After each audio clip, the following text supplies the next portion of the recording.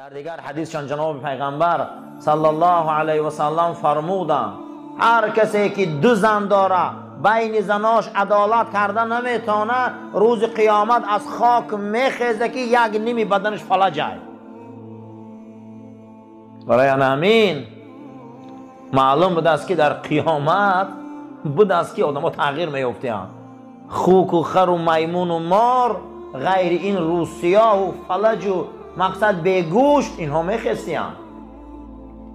حتی در یک حدیث گوهربانشان پیغمبر خدا گفتند هر کسی اشوله خانی را کسب میکنه، هر کسی که مضامین آلت موسیقی زدن کسب میکنه، هر مرد رقاصه بازی میکنه و رقص میکنه، اشوله خانی ارتیستی میکنن، اینها روز قیامت میمون میخیزن. حدیث امام مناوی روایت میکنه. برای همین معلوم بوده است که قیامت همیشه روز بوده است، باید هر یک تمام فکر کنیم. 7 و 8